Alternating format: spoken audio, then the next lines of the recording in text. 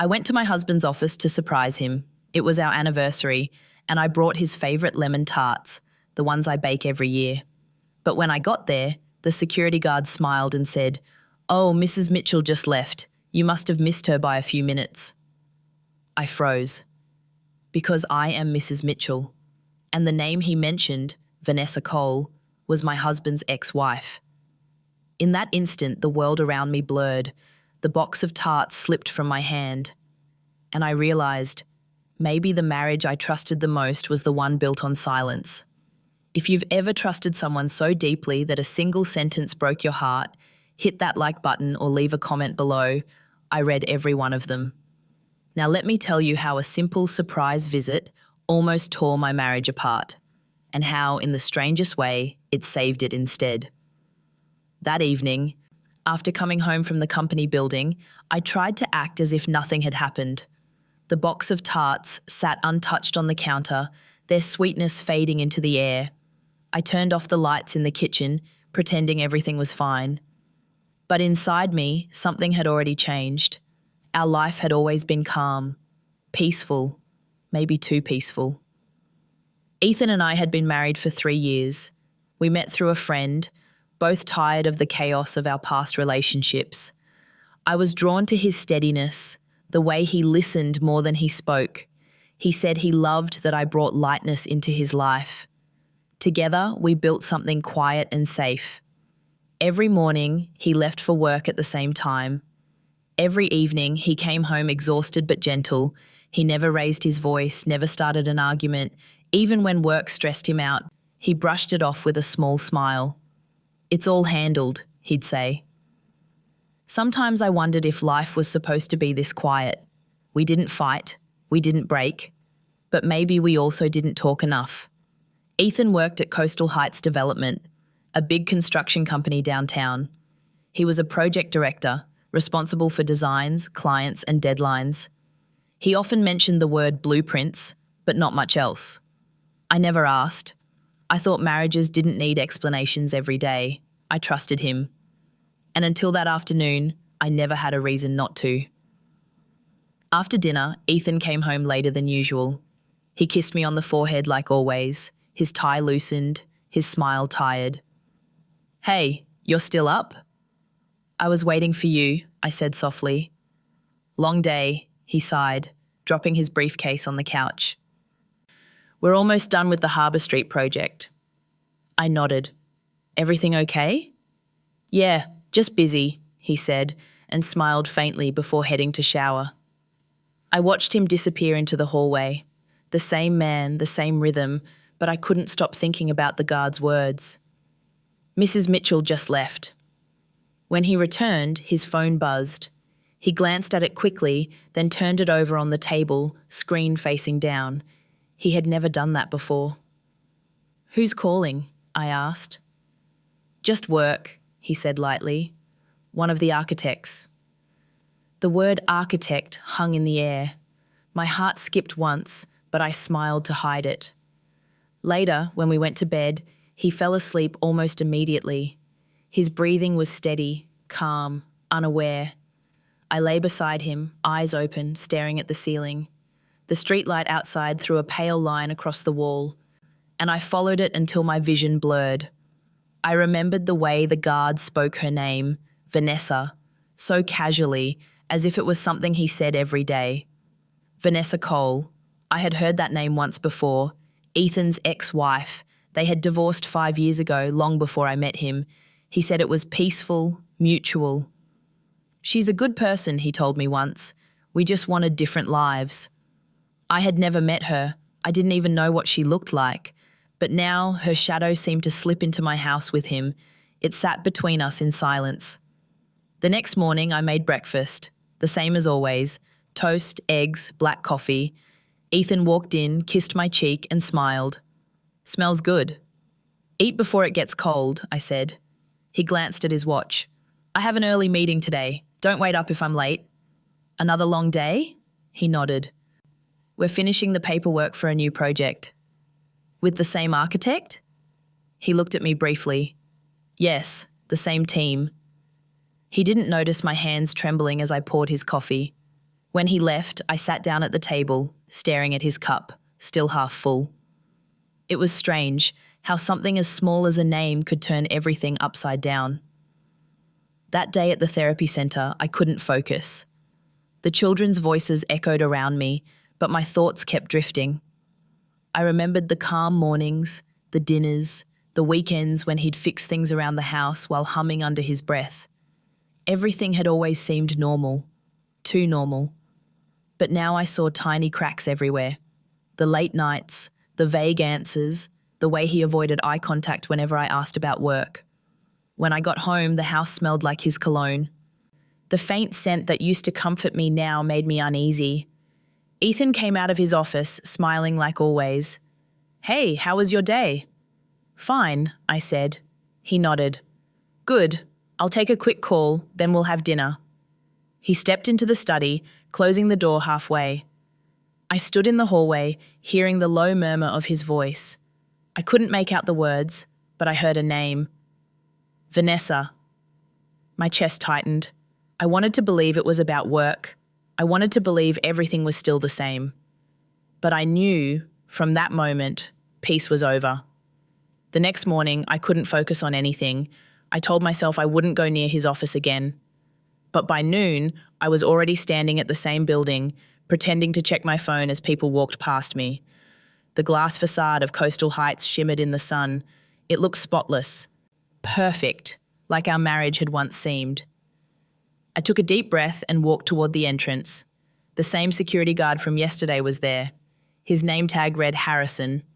When he saw me, he frowned, trying to remember. "Ma'am, you were here yesterday, right?"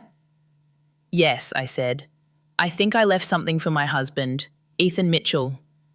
He nodded politely but looked cautious. "Mr. Mitchell's in a meeting right now. Want me to let Mrs. Mitchell know you're here?" The words hit me again. "Mrs. Mitchell," I forced a smile. "No, that's fine. I'll come back later." He shrugged. "Suit yourself."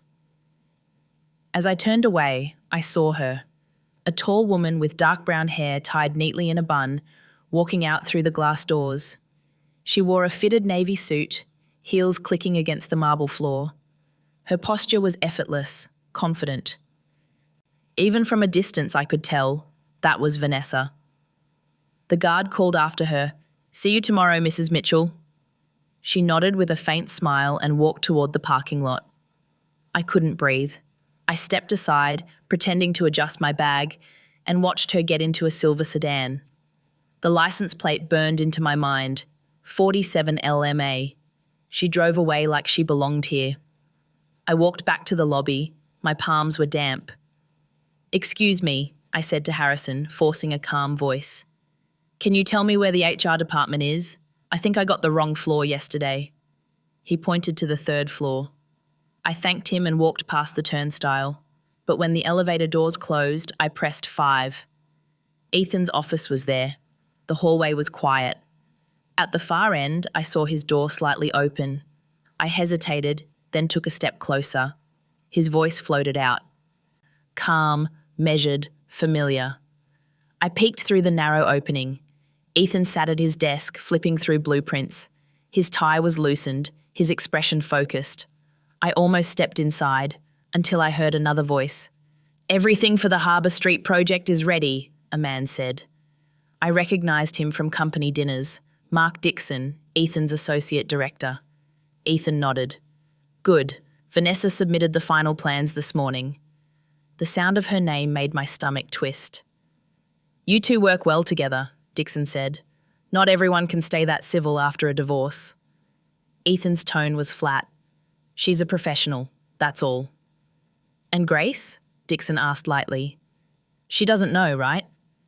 Ethan leaned back in his chair. "No, she's sensitive about these things. I don't want to make her worry unnecessarily." Something inside me snapped. Sensitive. That's what he thought of me. Too fragile to handle the truth. Their voices faded into a blur after that. I turned and walked away, every step heavier than the last.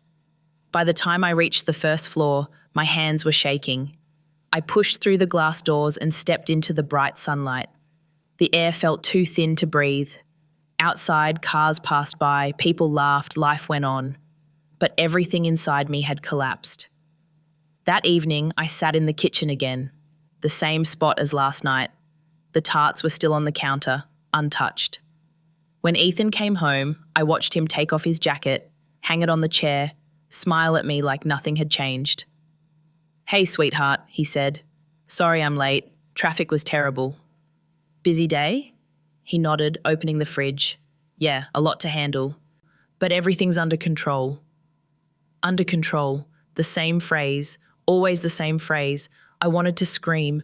I wanted to ask him about Vanessa, about why she was at his office, about why the guard thought she was his wife.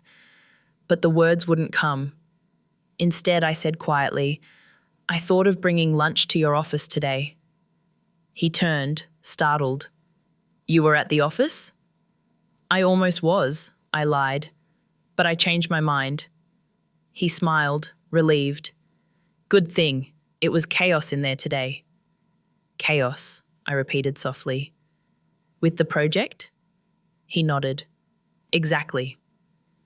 We ate dinner in silence. I kept thinking of what he said earlier. "She's too sensitive." Maybe he was right. Maybe I was too sensitive. Maybe love made people blind and foolish at the same time. After dinner, he went to the study again. I heard his phone buzz twice, soft and quick. Then his voice, lower than before. I walked to the doorway and listened. "Yeah, I'll meet you tomorrow morning. No, she doesn't suspect anything. It's fine." I stepped back before he could see me. My heart was pounding so loudly I could barely hear. When he came out later, he smiled. "What's wrong? You look pale." "Just tired," I whispered. He kissed my forehead. "Get some rest. I've got an early day tomorrow." When he fell asleep, I stayed awake. I kept seeing that hallway, that half-open door, hearing his voice saying my name. "She's too sensitive." In the dark, I finally understood something awful. The man I loved wasn't cruel or distant or unfaithful, at least not yet. But he was hiding something, and that was somehow worse. After that day, nothing felt the same. I tried to act normal, but every sound in the house carried a different weight. The door closing, his footsteps in the hallway, the sound of his phone buzzing, all of it started to mean something else. I told myself I was imagining things, but the mind doesn't forget what the heart already suspects. Ethan began coming home later than usual. Not drastically, just small shifts, 15 minutes, half an hour, sometimes an hour. When I asked, he always had a reason ready. The meeting ran long. The client changed the design. We had a last-minute call. His voice was calm, steady, like a man with nothing to hide. Maybe that's why it hurt more. There were moments, little ones, that started adding up. His phone always on silent now. His laptop password changed without mention. Once, he got a text while we were watching TV. He tilted the screen away instinctively, smiled faintly, and said, "Just Mark from the office." Then he turned the phone face down again. I didn't say anything. I laughed at the show we were watching, but my stomach twisted, because Mark didn't send hearts after his messages. I had seen the tiny red one appear before he turned the phone over. A few nights later, he came home well past 9. His shirt sleeves rolled up, hair slightly messy. He looked exhausted. "Rough day," he muttered, loosening his tie. We had to redo a whole layout.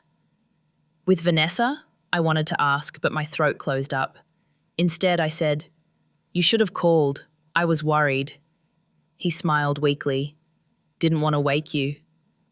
But I hadn't been asleep. I had sat in the dark for hours, waiting for his car to pull into the driveway. When I looked at him, I didn't just see my husband anymore. I saw questions with no answers. Who was he when he wasn't home? What was he hiding behind that calm voice and tired smile? One Saturday morning, I found a receipt in his jacket pocket while doing laundry. It was from a cafe downtown, Benny's Bistro. The date was from Thursday, a day he claimed to have worked late at the office. I stared at it for a long time. 2 coffees, 1 slice of lemon pie, not exactly a business meeting. When he came into the laundry room, I held up the receipt.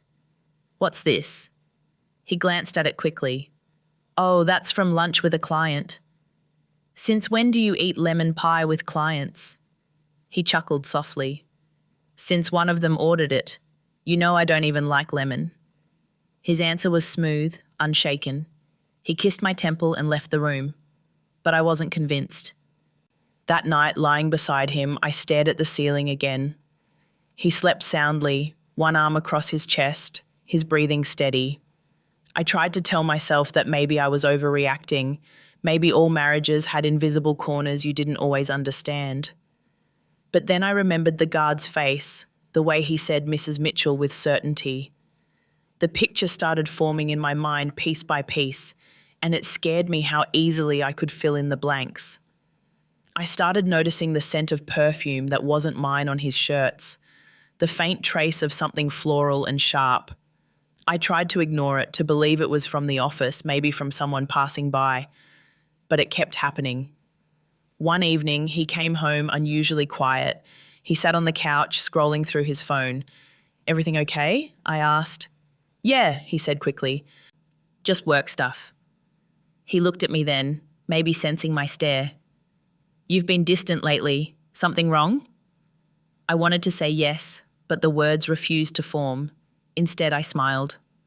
"I'm fine." He nodded, satisfied, and went back to his phone. That night, I realized something I didn't want to admit. I was starting to hide too, my thoughts, my doubts, my fear. We were two people living in the same house, both pretending everything was fine. The next morning, I watched him leave for work. Same time, same kiss, same routine. But this time, I didn't wave from the window. I stood still, holding the curtain, watching his car disappear down the street. I didn't trust his words anymore. I trusted his patterns.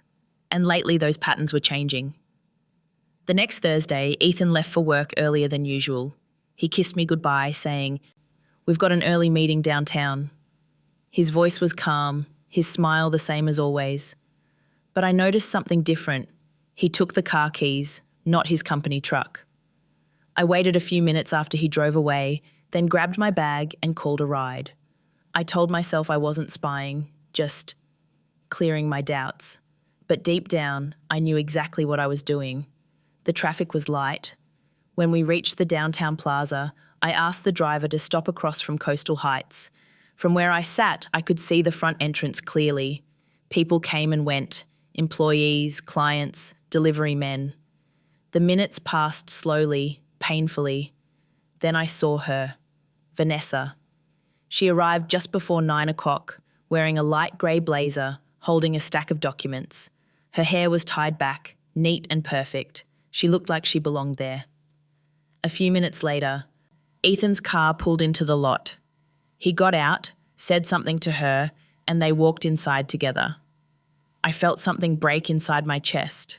For the next 2 hours, I sat there, pretending to scroll through my phone while my heart pounded in my ears. I wanted to believe it was just business. But they looked too comfortable, too familiar. He had never mentioned meeting her. Around noon, I saw them come out again. But this time they weren't alone.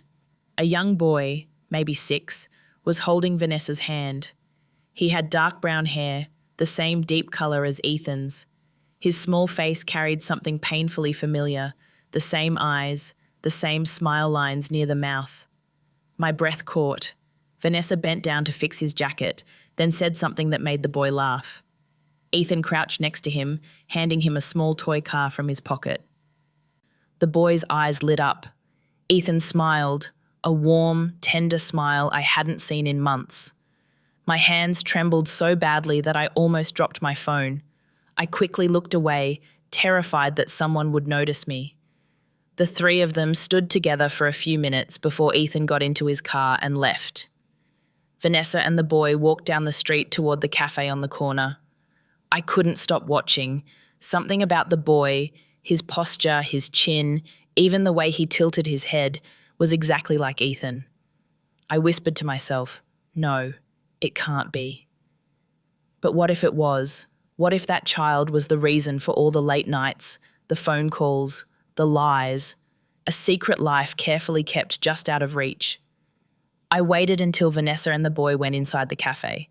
My heart was pounding, my palms sweaty, but I needed to see more. I crossed the street and peeked through the window. They were sitting at a corner table. Vanessa was talking to the boy softly, smiling as she stirred his drink. Her hand brushed his hair the way mothers do. The boy laughed again, his face turning toward the light. The resemblance was undeniable. I stepped back, my throat tight, vision blurring. I had seen enough. When I returned home, I felt sick. The house felt foreign, as if every picture frame and cup belonged to someone else. Ethan came home around 7 o'clock, cheerful as usual. "Hey, sweetheart," he said, kissing my cheek. "You okay? You look pale." "I'm fine," I murmured. "Long day?" "Yeah." He smiled, walked to the kitchen and opened the fridge. "Want me to make tea?" "No," I said quickly. "I'm going to bed early." He didn't press. He never did. When I lay in bed that night, I could still see the boy's face, his hair, his eyes, his chin, the same as Ethan's. Maybe it was a coincidence. Maybe I was losing my mind. But coincidence doesn't smile the same way your husband does. I turned to look at Ethan as he came into the bedroom. He changed quietly, slipped under the blanket, and turned off the lamp.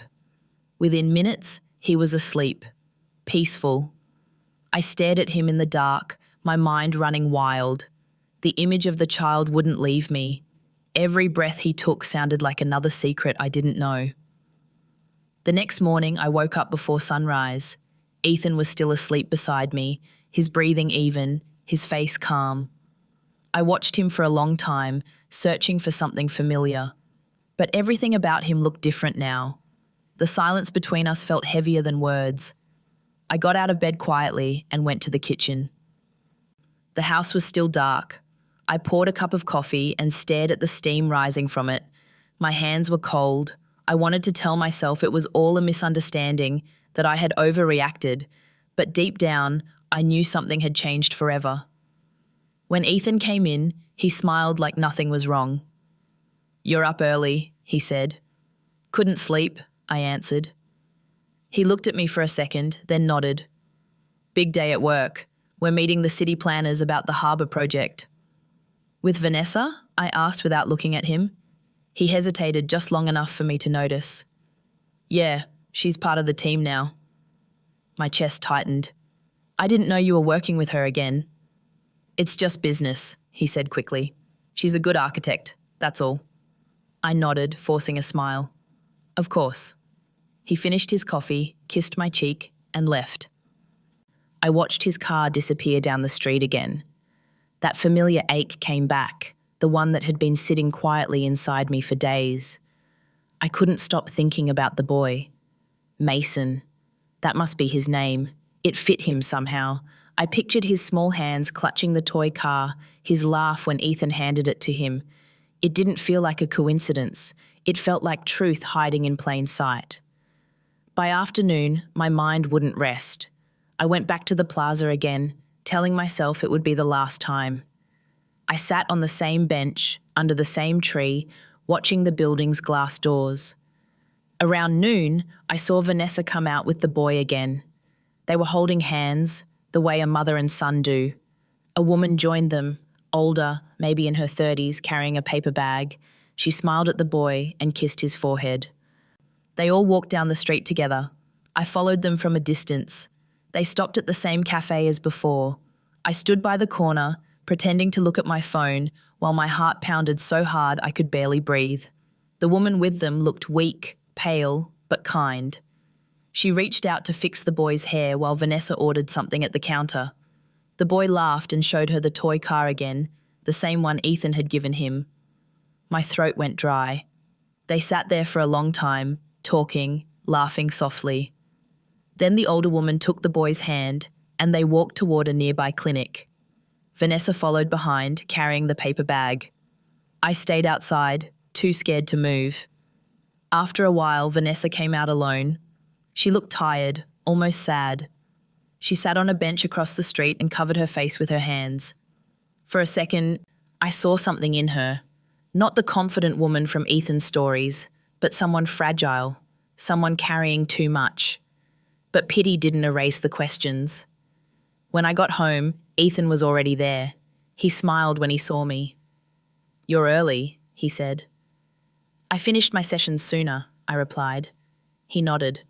"That's good." We ate dinner quietly. He talked about a new project deadline. I nodded at the right moments, pretending to listen. My mind was somewhere else entirely, in that cafe, watching him laugh with the boy through the glass. Later that night, he fell asleep quickly, as he always did. I lay beside him, staring at the ceiling. The moonlight spilled across the room, faint and cold. I turned my head toward him, studying the man I thought I knew better than anyone. His face looked peaceful, untouched by worry. The same face that once made me feel safe. Now it just filled me with doubt. How much did I really know about him? The man who said he loved me, who promised no secrets, no lies. The man who hid his phone when it rang. The man who smiled too calmly when I asked about his day. I reached out my hand, almost touching his shoulder, then stopped. My chest ached, my throat burned. The words I wanted to say got trapped inside me. In that quiet room, I asked myself the question I'd been avoiding for days. Do I really know the person sleeping next to me? The answer didn't come. Only silence did. By Friday, I couldn't take it anymore. The questions had turned into noise that never stopped. I needed proof. Proof that I wasn't losing my mind. Proof that the man I loved wasn't lying straight to my face. Ethan left for work at 8:15, same as always. The moment his car disappeared down the street, I grabbed my purse, phone, and jacket. I didn't even plan what I would do. My body just moved. The ride to downtown felt endless. When the car stopped near Coastal Heights, my heart was pounding so hard I thought the driver could hear it. I thanked him and stepped out, my hands trembling. I crossed the street and stood near the plaza where I could see the parking lot clearly. At 9 o'clock, Vanessa's silver sedan pulled in. The boy was with her again, Mason. He jumped out of the car, holding a small backpack with cartoon heroes printed on it. Vanessa leaned down, fixed his jacket, and kissed his forehead. The tenderness of that gesture made my stomach twist. She took his hand, and they went inside the building together. 10 minutes later, Ethan's car arrived. He went through the same entrance. No hesitation, no surprise, as if this routine had existed long before I ever found out. I stood there for hours, watching from the same bench, pretending to check my phone while my world kept shrinking. Around 3 in the afternoon, Vanessa and the boy came out. Ethan didn't. She looked calm, talking on the phone as Mason played with his toy car. They walked down the street toward the cafe again, Benny's Bistro, the same one from the receipt. I followed them, staying far enough not to be noticed. They sat at a table by the window. Mason was eating ice cream, swinging his legs under the chair. Vanessa smiled at him, her hand resting gently on his hair. It was such an ordinary scene, and yet it hurt more than anything I had ever imagined. After about 20 minutes, a woman joined them, the same pale woman I'd seen before. Vanessa stood to hug her. They talked for a bit, then the woman kissed Mason's forehead. I couldn't hear what they were saying, but I saw Vanessa hand her a small envelope. The woman looked relieved, her eyes glistening. Mason hugged her tightly. Something inside me froze. I had no idea who she was, but the moment I saw them together, the story wrote itself in my mind. The woman was Ethan's lover. Vanessa was helping him hide the child. That's why they met in secret. That's why he lied. It made perfect sense. Too perfect. I took a few pictures with my phone. My hands were shaking, the camera barely steady, but I captured enough. Vanessa, the boy, the woman. Proof. At least that's what I told myself. When I got home, I couldn't sit still. I walked around the house, checking the time every few minutes. My mind replayed everything I'd seen. Every gesture, every smile, every detail. By the time Ethan's car pulled into the driveway, I had already decided I would say nothing. Not yet. I needed to know everything first. He walked in, dropped his keys on the counter, and smiled. "Hey, you're quiet tonight." "I'm just tired," I said, keeping my voice steady. "Long day?"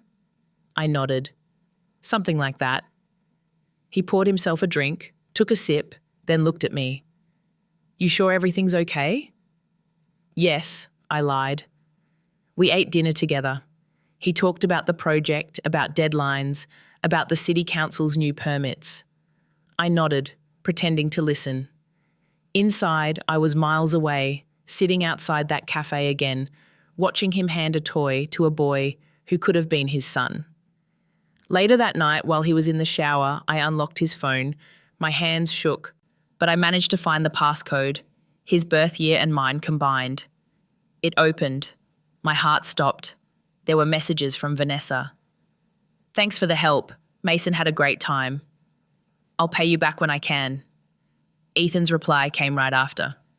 Don't worry about it. Take care of him. I stared at the screen, numb. That was it. The truth, the proof, the betrayal. When he came out of the bathroom, I quickly locked the phone and put it back. He smiled at me before turning off the light. You okay? Yeah, I whispered, but I wasn't. As he fell asleep beside me, I lay awake, staring at the shadows on the ceiling. The images kept looping in my head. Vanessa, the boy, the woman, the messages. Every piece fit perfectly, too perfectly. The next morning I couldn't pretend anymore. Every time Ethan smiled, every time he said, I love you, it sounded like a lie rehearsed to perfection. He left for work as usual, and 5 minutes later I followed. The air felt thick, heavy, almost electric. I took the same spot across from Coastal Heights, hidden by the row of trees. At 9 o'clock sharp, Vanessa's car appeared again. Mason jumped out, holding the same little backpack. His hair caught the light, the same dark brown as Ethan's. She held his hand and led him inside. 10 minutes later, Ethan arrived. I watched him greet the guard, then disappear through the doors. The routine was too perfect, too practiced. I waited until 3 in the afternoon. My back hurt from sitting so long, but I couldn't leave. Around that time, Vanessa and Mason came out. This time, they didn't head toward the cafe. Instead, Vanessa took Mason's hand and crossed the street toward the clinic on the next block. I followed them at a distance, my heart beating like thunder. They entered the building, a children's medical center. Through the glass doors, I saw them at the reception desk. The nurse asked something, then called out a name. Mason Harper. I froze. The syllables rang in my head like a bell. Harper. Ethan's middle name was Harper. He'd told me once it was a family name, passed down from his grandfather. My chest tightened. I stepped closer to the glass door, trying not to be noticed. Mason sat on a chair, swinging his legs while Vanessa filled out paperwork. The nurse smiled at him, then led them inside. I stood there, staring through the glass until they disappeared down the hall. The world around me blurred. When I finally moved, my legs felt numb. I walked to the corner of the block and leaned against a lamppost, my breath shaky. I took out my phone and opened the pictures from yesterday. Ethan, Vanessa, and Mason in the same frame.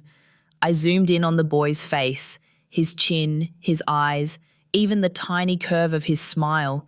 It was Ethan's. There was no denying it anymore. My husband had a son he never told me about.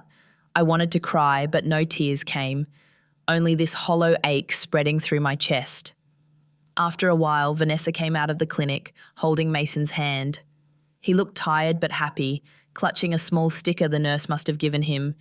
She said something that made him laugh. Her face softened, a kind of love that couldn't be faked. They walked toward the cafe again. I followed them, but this time my steps were slower, heavier. I didn't care if someone saw me. I just needed to see how far this lie went. At the cafe, they sat by the window again. I took a table outside where I could see them clearly. The waitress brought Mason a chocolate muffin. He grinned, showing tiny white teeth. Vanessa wiped the crumbs from his face, smiling gently. The sight twisted my stomach. Ethan must have been helping them financially. Maybe he was paying for the child's school, his doctor visits, their home. It all made sense now.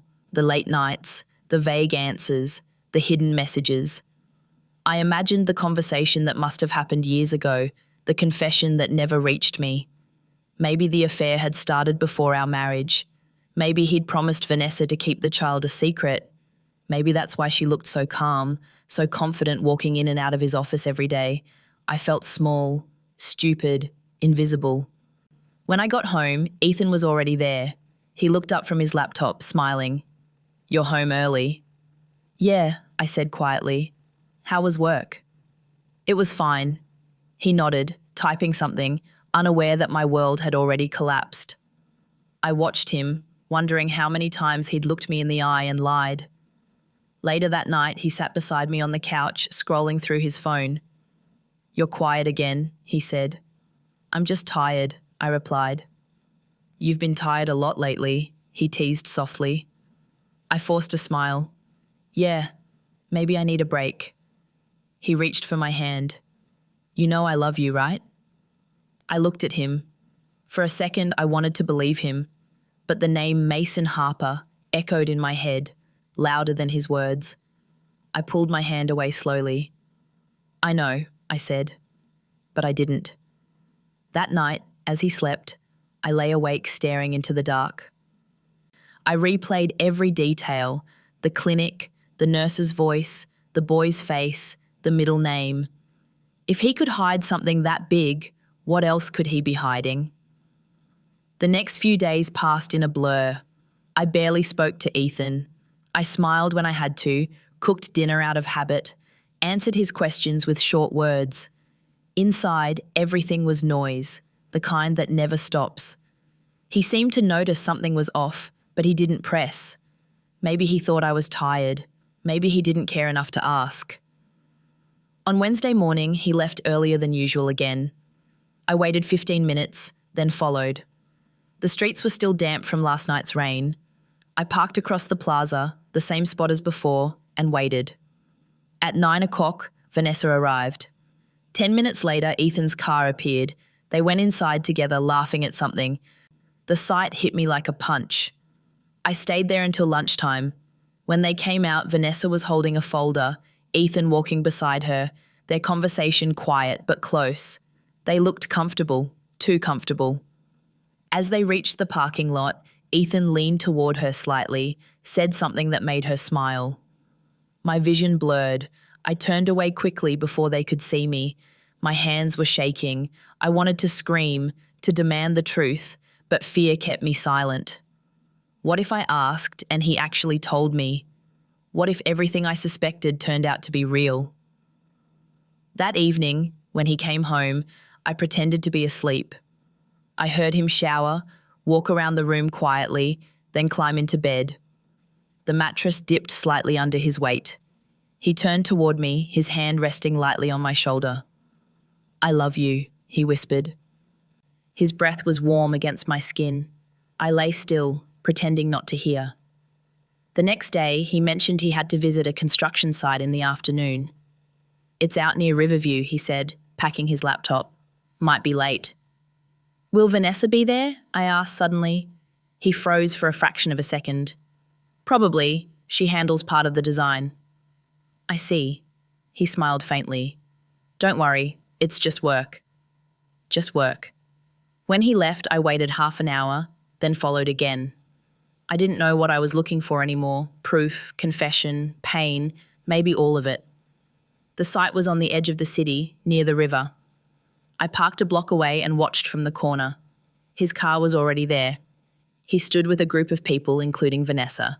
They were reviewing blueprints, talking, pointing at the half-built structures.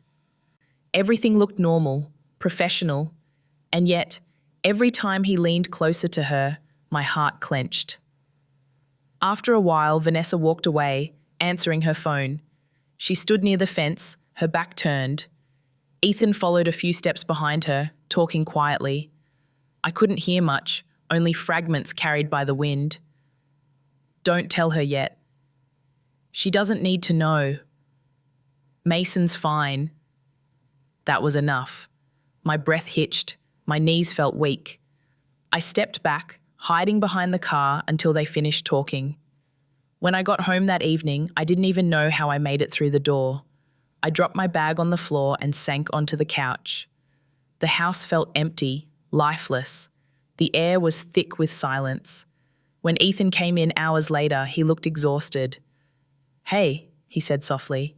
"You okay?" "I'm fine." "You sure?" "Yeah, just tired." He smiled, kissed my forehead, and went to shower. I watched his back as he disappeared down the hallway, and for the first time, I felt like I was watching a stranger walk through my house.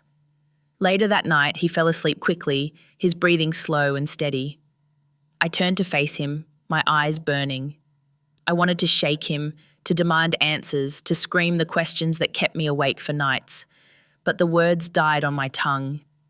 I looked at him, the man who once made me feel safe, the man who promised honesty, and all I saw was a wall of silence. I whispered into the dark, "Why couldn't you just tell me?" The only answer was his steady breathing. I stared at the ceiling until dawn, my body trembling with exhaustion. Every sound, every memory, every word between us had turned into doubt. And for the first time since our wedding, I didn't know if I still believed in us. That night, I couldn't take the silence anymore. The weight of it pressed against my chest until I could barely breathe. Ethan was sitting on the couch, scrolling through his phone when I finally spoke. "We need to talk," I said. He looked up, surprised.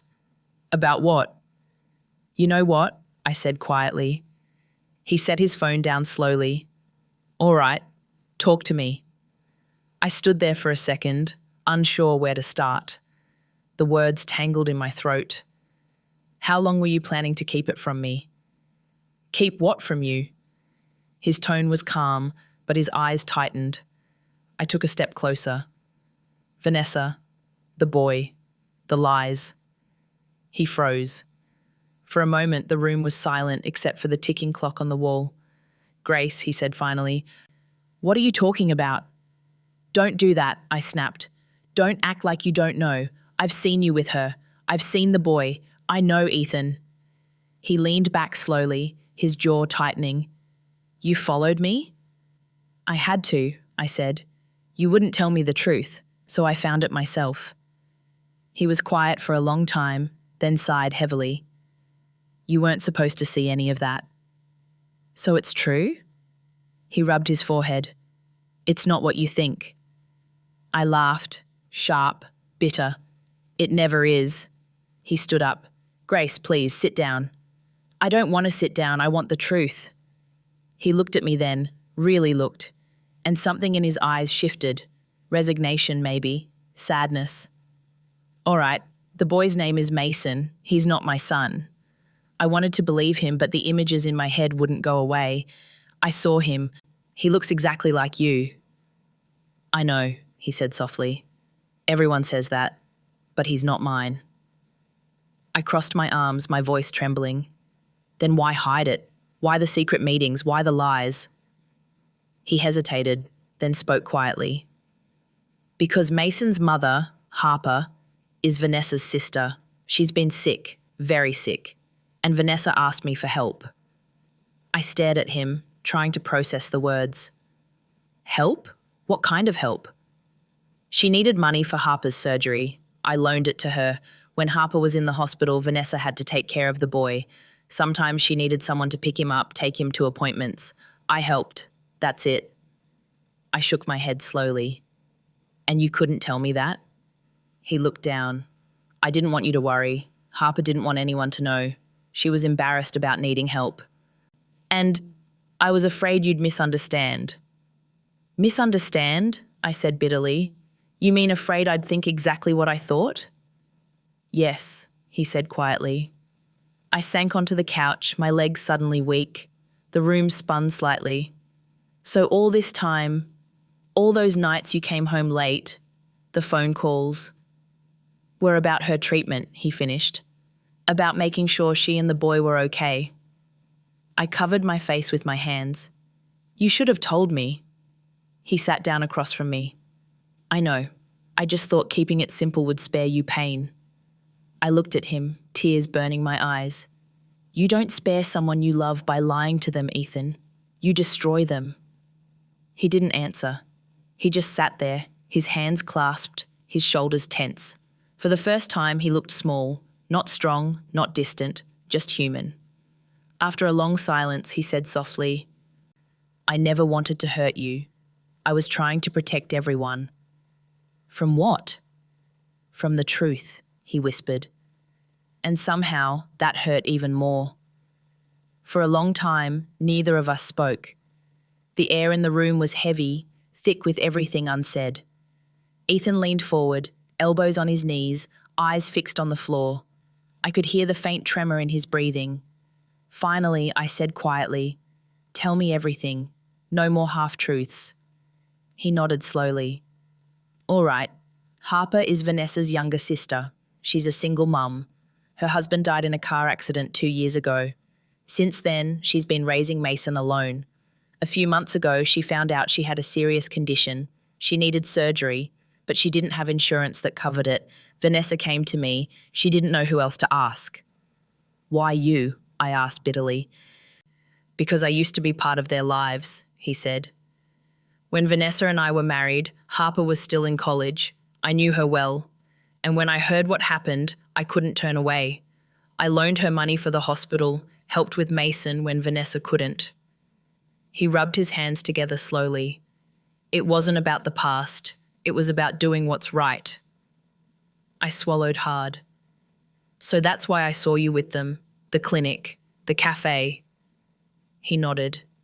"Yes, Mason had to see a specialist. Vanessa couldn't leave Harper alone at the hospital, so I helped. That's all it was." I stared at him, searching his face for lies, for cracks, for anything that didn't fit. But all I saw was exhaustion. "You could have told me," I said softly. "You should have told me." "I know," he said, his voice barely above a whisper. "I kept thinking it was temporary, that Harper would recover and everything would go back to normal. I thought I was protecting you from worry, but I see now I was just protecting myself from a difficult conversation." The honesty in his tone cut deeper than the lies ever did. He looked at me, his eyes tired. "I never cheated on you, Grace. I never betrayed you. But I did hide things. And I hate that it made you doubt everything." My throat tightened. "You made me feel like I was losing my mind, like I was crazy for noticing things that didn't add up." He reached across the table slowly, his hand hovering before mine. "I know, and I'll spend as long as it takes making it right." I didn't take his hand, not yet. Instead, I asked, "Does Vanessa know I found out?" He shook his head. "No. She doesn't know you were following her." "Good," I said quietly. "I don't want her pity." He sighed. "Vanessa was worried about this exact thing, that helping her family would cause trouble between us. She even told me to tell you, but I didn't. I thought it would only hurt you more." I let out a shaky laugh. "You really thought silence was safer than truth?" He nodded slowly. "Yes, but I was wrong." For a moment, everything went still. The house felt smaller, like the walls were listening. I looked at him again, this man who was both my comfort and my pain. I wanted to be angry, but part of me was just tired. Finally, I said, "You know what hurts the most? Not that you helped them, not even that you hid it. It's that you decided for me, you chose what I should know, what I could handle, like I wasn't your partner, just someone you needed to protect." He swallowed hard. "You're right. I didn't marry you for protection, Ethan. I married you because I wanted someone to share the truth with, even when it hurts." He nodded again, eyes glistening. "And I forgot that." For the first time, his voice cracked. "I was afraid, Grace. Afraid you'd see me differently. Afraid you'd think I still cared for Vanessa." I looked at him, and for a moment, all the anger drained out of me. What was left was something quieter. Disappointment, maybe, or understanding. "You're wrong," I said softly. "I didn't stop trusting you because of Vanessa. I stopped trusting you because you went silent." He didn't speak. He just sat there, his eyes fixed on me, tears glimmering at the edge. In that silence, I finally understood. The distance between us hadn't been built by betrayal. It had been built by unspoken words. the kind we both thought would keep the peace, and that was the real damage. 2 days later, I got a message from Vanessa. She asked if we could meet. For a long time, I just stared at the screen, unsure whether to answer. In the end, I typed one word: okay. We met at a small coffee shop downtown that afternoon. She was already there when I arrived, sitting by the window, hands wrapped around a cup of tea. Without the business suit and office poise, she looked softer, almost tired. "Thank you for coming," she said quietly. "I wasn't sure I should," I admitted. "I know, but we need to clear this up." For a moment, neither of us spoke. Then she took a deep breath. "I know you think Ethan kept me a secret for the wrong reasons, but he didn't lie to hurt you. He stayed silent to protect someone else's dignity." Her words hit me like a stone. She looked straight into my eyes. "Harper's been very sick. She didn't want anyone to pity her. Ethan helped us because we had no one else. That's all this was about." I swallowed hard. "Then Mason is my nephew," she finished gently. "Harper's son, not Ethan's, never was."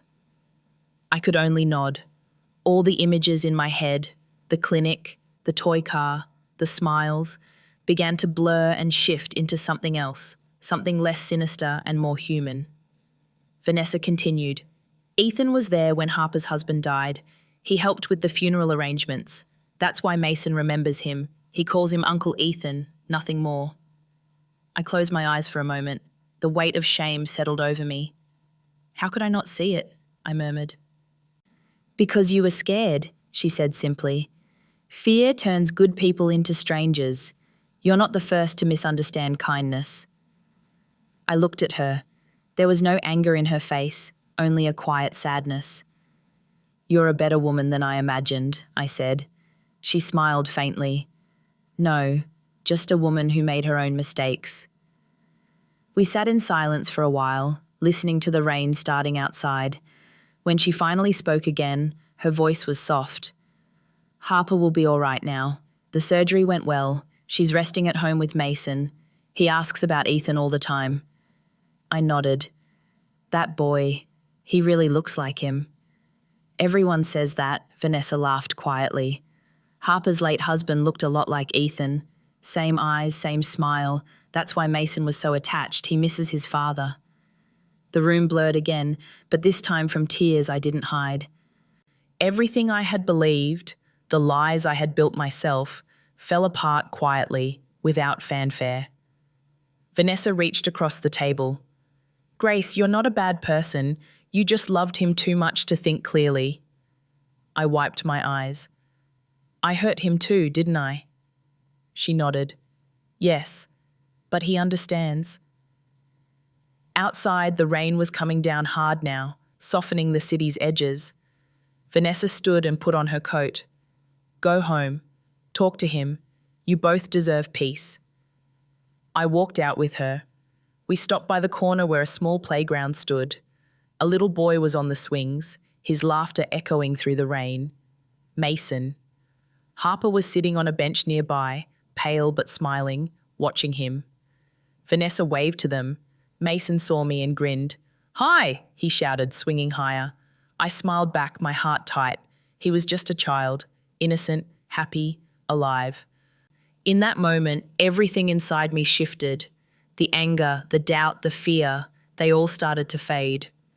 I understood now that the enemy had never been Vanessa or Ethan. It had been my own silence, my own imagination running wild in the dark. When I got home that evening, I stood in the doorway for a long time, listening to the quiet of our house. It didn't feel cold anymore, just still, like something was waiting to begin again. For the first time in weeks, I breathed without pain. That evening, I found Ethan in the living room, sitting by the window. The light from the street outside fell across his face, tracing the lines of exhaustion I hadn't noticed before. For a long time, I just stood there, unsure how to start. Then I said quietly, "I met Vanessa today." He turned to me slowly. "You did?" "Yes." She told me everything. He didn't speak. He just nodded once, as if he'd been waiting for that. I took a breath. She said you didn't lie to hurt me. You stayed silent to protect someone else's dignity. He looked down, his hands clasped together. That's true. The words came out of me before I could stop them. Ethan, I followed you. For days. I watched you with her. I saw Mason. I even went to the clinic. He was still for a moment. Then he nodded again, his voice calm. I know. You knew? I figured, he said softly. You've been different. I could feel it. I stared at him, waiting for anger that never came. You're not mad? He shook his head. No, just sad that you felt you couldn't ask me. I sat down across from him. I didn't trust you. I thought you were lying. I thought that boy was yours. He exhaled slowly, leaning back in his chair. I lied by omission, Grace. That's still lying. You had every reason to doubt me. We were quiet for a while, listening to the wind outside. The words between us had finally run out of places to hide. I kept thinking, I said, if I asked you, you'd deny it, that you'd make me feel crazy. So I watched instead. I hurt myself trying to find proof that didn't exist. He looked at me then, his eyes full of something heavy and human. And I kept thinking if I told you, you'd think I still cared for Vanessa, that you'd see me as someone I'm not. So we were both afraid, I said softly. He nodded. Yeah, afraid of each other's silence. For a long time, neither of us moved. Then I whispered, I'm sorry. He smiled faintly. So am I. The apology didn't fix everything, but it made breathing easier. He got up, walked over and sat beside me. Grace, he said quietly, I never wanted to build a wall between us. I thought I was protecting you, but I see now that keeping quiet hurt you more than the truth ever could. I nodded, tears burning my eyes. I just wanted you to trust me enough to share it. I should have, he said. There was a pause. The room felt warmer somehow, smaller but safer. I looked at him through the blur of tears. From now on, I whispered, no more silence, even if the truth hurts. He reached for my hand, squeezing it tightly. Even if it hurts, he repeated. We sat there together, both too tired to pretend anymore. After a while, I said, I thought I lost you. He shook his head. You didn't lose me. You just stopped seeing me through the noise. That made me cry harder. He wrapped his arms around me and held me close. For the first time in a long time, I let myself cry without holding back. The tears came fast, deep, years of unspoken fears washing away all at once. He didn't say a word, he just held me tighter. I thought if I stayed quiet, I'd keep the peace, he whispered. But peace built on silence is fragile. It breaks at the first sound of doubt. I thought asking questions would destroy us, I said through tears. But not asking almost did. He brushed his hand gently through my hair. Then let's start over. This time with honesty, no matter how ugly it gets. I nodded. That's all I ever wanted. We stayed like that for a long time, the rhythm of our breathing slowly falling in sync. The house felt different, no longer cold, no longer haunted by suspicion. It was still the same space, but the silence inside it had changed. I pulled back slightly and looked at him. Do you forgive me for spying? He smiled. Do you forgive me for hiding? I nodded, tears still on my cheeks. Yes. Then we're even, he said softly. We both laughed quietly through the tears, and for the first time in weeks, the sound felt natural. When we finally let go, I realized that nothing around us had really changed. Not the furniture, not the room, not even the air. The only thing different was the weight lifted from between us. That night, when we went to bed, he took my hand under the blanket and whispered, No more walls. No more secrets, I answered. and for the first time in a long time, the silence between us felt like peace again. A year later, everything looked different, not because the world had changed, but because I finally had. Harper had recovered completely. The doctors called it a miracle of timing and care, but I called it a miracle of faith. She went back to work slowly, smiling more often now, stronger each day. Mason was growing fast, full of energy and laughter. He came to our house almost every weekend. To him, we were simply Uncle Ethan and Aunt Grace. No confusion, no shadows from the past. Vanessa met someone too, a kind man named Dominic, a teacher at Mason's school. They started dating 6 months after Harper's surgery. When Ethan told me, I smiled genuinely for the first time about her. People who survive storms deserve calm seas. That summer, we invited everyone over for a family lunch. It was warm, loud, messy, the way happiness should be. Harper brought a homemade pie, Mason brought his drawings. Vanessa and Dominic came together, laughing at something on the way in. Ethan was at the grill, teasing Mason about stealing cookies before lunch. I stood by the window watching them, a quiet smile spreading on my face. There was no tension now, no awkwardness, just people who had been through enough to understand that peace wasn't something you found, it was something you built. After we ate, Mason ran into the living room, carrying a picture frame he had made at school. Inside was a drawing of all of us, Ethan and me, Harper, Vanessa, Dominic, and him, all holding hands under a bright sun. "It's our family," he said proudly. Harper ruffled his hair. "That's beautiful, sweetheart." Ethan crouched down beside him. "You forgot someone," he said gently. "Who?" Mason asked. Ethan pointed to the small cradle in the corner of the room. "Your baby cousin."